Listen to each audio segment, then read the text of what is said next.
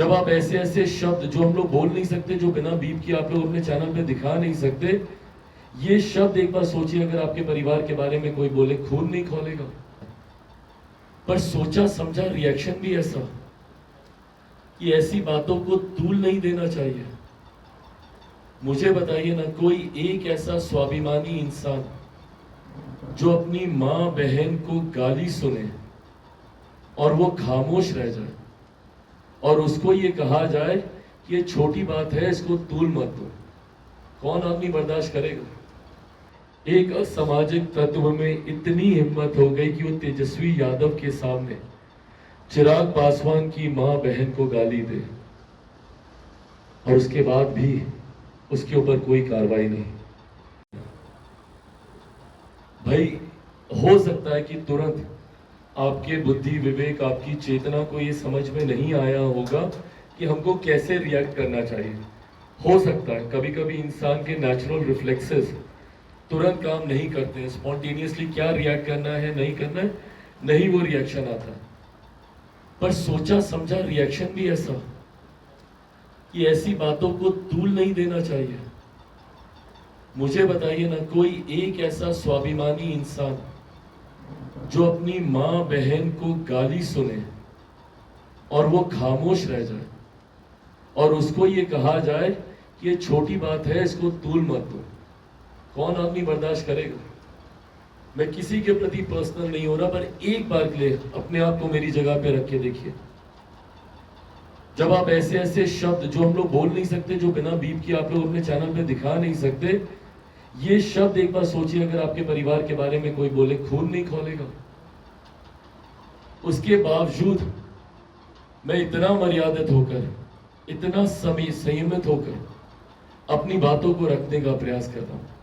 पर हर किसी की एक सीमा होती है सहन शक्ति की। मैं जिस परिवार से आता हूं, मुझ में बहुत संयम है, बहुत धैर्य है। पर संयम और धैर्य की ऐसी भी परीक्षा ना ली जाए कि आपकी मां बहन को आपके सामने बेइज्जत किया जाए और आपसे उम्मीद रखी जाए कि इन बातों को तूल ना दिया जाए। प्रतिक्रिया में कहा जाता है कि हमने सुना नहीं। लीपा पोती सिंपल सा जवाब था इसका कि अगर ऐसा हुआ है, कड़ी कार्रवाई होगी। बर्दाश्त के काबिल नहीं है ये घटना। बट जिस तरीके से उसको कवर अप करने का प्रयास किया जा रहा था, साफ स्पष्ट हो रहा था कि आप कहीं ना कहीं दाढ़ी में कुछ, दाल में कुछ काला है, दाढ़ी में कोई ना कोई तिनका है जिसको आप छुपाने का प्रयास कर रहे हैं। आपको जस्टिफिकेशन देने की जरूरत क्यों पड़ रही है? और मैं बार बार मैं कहता हूं कि अगर मैं उस मंच पर होता और मेरे सामने ऐसी घटना घटती, राबड़ी देवी जी आज भी मेरी मां है, मेरी बहनें हैं उस परिवार में। ये रिश्ता जिसको लेकर आप लोगों ने कई बार मुझ पर आरोप लगाया, इसी जगह पर बार बार आप लोगों ने मुझ पर कहा कि आप क्यों लालू परिवार के प्रति सॉफ्ट रहते हैं। क्योंकि मैं जिस परिवार से आता हूं, रिश्ते निभाने हम लोग को सिखाए जाते हैं। मैं जिस परिवार से आता हूं, वहां पे रिश्तों की मर्यादाओं को बनाए रखना हम लोग को सिखाया जाता है और मैंने हमेशा वही प्रयास किया। राजनीतिक मंच पे कड़े से कड़ा विरोध किया, पर कभी किसी के भी विषय में मैं व्यक्तिगत नहीं गया। पर यहाँ पर ना सिर्फ मेरे बल्कि मेरे परिवार को लेकर व्यक्तिगत हुआ गया। और उसके बाद जिस तरीके से मेरी बहनों के द्वारा भी इसकी लीपापोती करने का प्रयास किया गया, मीसा दी बाकी नेताओं के बयानों को दिखाकर मेरी मां को दी गई गाली को जस्टिफाई करती हैं। मेरी बाकी की बहनें बाकी दलों के नेताओं के द्वारा कही गई बातों को लेकर, and let me be very clear when I से दिस, टिप्पणी और गाली में बहुत फर्क है। हो सकता है कि कोई टिप्पणी आपने ऐसे कर दी हो जो आपको लगे कि शायद मर्यादित नहीं है। हर किसी का एक देखने का तरीका हो सकता है। मैं जैसे मेरे प्रधानमंत्री को ये लोग बोलते हैं जेल भेज देंगे, वो लोग बोलते हैं इसमें हम लोगों ने अमर्यादित क्या बोला। मैं मानता हूं कि अमर्यादित है। मेरे प्रधानमंत्री जिस कद के, जिस रुतबे, जिस तजुर्बे से वो आते हैं और देश के सर्वोच्च पद पर हैं, हमारे राष्ट्र के नेता हैं वो। आप हमारे राष्ट्र के नेता के बारे में इस तरीके की भाषा का इस्तेमाल नहीं कर सकते, पर उनको लगता है कि उन्होंने गाली नहीं दी। ये बात भी सही है। तो ये टिप्पणी और गाली में फर्क होता है। ऐसे में दूसरे नेताओं ने क्या कहा, उनको कोट कर कर मेरी बहनें एक मां बहन के बारे में दी गई गालियों को जस्टिफाई कर रही हैं। मुझे नहीं पता ये किस तरीके की परंपरा को लालू परिवार के सदस्य अपनाने का कार्य कर रहे हैं, पर हां, इससे पुनः वो जंगल राज जरूर याद आता है, जिसका अनुभव हम सब ने, हमारी पिछली पीढ़ी ने, 80 के दशक का जन्म लिया हुआ हर वो लड़का, हर वो लड़की, जिसमें से मैं भी एक हूं, वो 90 के दौर को कभी भूल नहीं सकता, जहां पे ऐसे ही माँ बहन बेटियों को गाली दी जाती थी, जहां अपमानित किया जाता था। आप लोग मुझे बताइए ना, आज एक असामाजिक तत्व में इतनी हिम्मत हो गई कि वो तेजस्वी यादव के सामने चिराग पासवान की मां बहन को गाली दे, और उसके बाद भी उसके ऊपर कोई कार्रवाई नहीं। अब मुझे बताइए, उसका मनोबल नहीं बढ़ेगा? जब वो अपने गांव में जाएगा तो क्या उस गांव की महिलाओं के साथ वो अभद्र व्यवहार नहीं करेगा?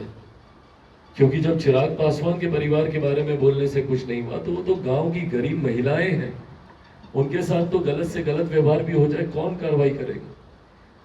आप ऐसी मानसिकता को बल देते हैं कवर अप करके, और ये राजद का कल्चर रहा है। इस तरीके से हुड़दंगियों को, दबंगइयों को इस तरीके से बढ़ावा देना इन लोगों का कल्चर रहा है। अफसोस होता है मुझे कि जब बिहार के एक युवा नेता, और मैं मानता हूं एक बहुत गंभीरता से लेने की जरूरत है, बहुत बड़ी जिम्मेदारी है हम युवाओं पर, हमारे प्रदेश की एक बड़ी आबादी हमें अपना आदर्श मानती है। मेरे अपने कई ऐसे साथी हैं जो मुझे अपना आदर्श मानते हैं, तेजस्वी जी के भी कई ऐसे कैडर हैं जो उन्हें अपना आदर्श मानते हैं। क्या परंपरा रख रहे हैं हम उनके सामने, क्या एग्जाम्पल सेट कर रहे हैं? हमें ऐसे प्रेसिडेंट सेट करने की जरूरत है उन लोगों के सामने, ताकि भविष्य में कभी इस तरीके की घटना को अंजाम देने के बारे में वो लोग नहीं सोच पाए जो हमें अपना आदर्श मानते हैं। पर ऐसे में हम लोग की खामोशी, और लिटरल खामोशी थी, वो बोलते हैं मंच में हम भाषण दे रहे थे, झूठ बोलते हैं तेजस्वी। आप वो वीडियो देखिए, भाषण नहीं दे रहे थे वो मौका दे रहे थे उस व्यक्ति को अपनी बात समाप्त करने का। वो व्यक्ति मंच से उसने कनेक्ट बना के रखा हुआ था, वो मंच से कनेक्टेड था। वहां पर उनकी पार्टी के एक और नेता जो मौजूद थे, उनका नाम ले लेकर वो बात कर रहा था, भैया भैया बोलकर उनको संबोधित कर रहा था। वो भैया भी उनके सामने हाथ जोड़ रहे थे। तो वो व्यक्ति मंच से कनेक्टेड था, प्रत्याशी उनकी उस दिशा में देख रही थी। ये तमाम बातें वीडियो प्रमाणित करता है, मैं कोई गलत नहीं बोल रहा हूँ, आप उसको रिमाइंड करके पॉज करके आप देखिए। ऐसे में बोलना कि हम भाषण दे रहे थे, कोई बोलती है कि भाई मंच में शोर हल्ला गाना बज रहा था, कुछ नहीं था भाई, खामोशी थी, उस व्यक्ति की आवाज स्पष्ट सुनाई दे रही थी। तो ऐसे में खामोश रहकर हम मौन सहमति दे रहे हैं ऐसे असामाजिक तत्वों की मानसिकता को, जो बिहार में मां बहन बेटियों के अपमान को जायज मानते हैं।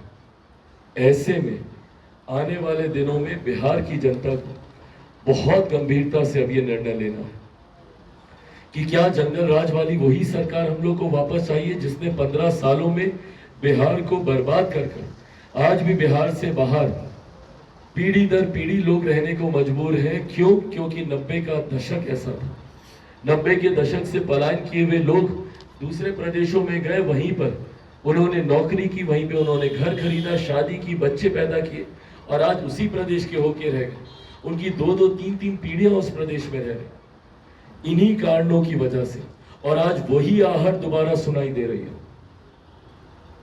इस बात को अंडरलाइन कर लीजिए, राष्ट्रीय जनता दल के नेतृत्व वाली, इनके गठबंधन वाली कोई भी सरकार बिहार या किसी भी लोकसभा में इनके नेता अगर जीत कर जाते हैं, तो उस लोकसभा में वहां की मां बहन बेटी गरीब, वंचित, दलित, शोषित परिवार के लोगों का रहना असंभव हो जाएगा।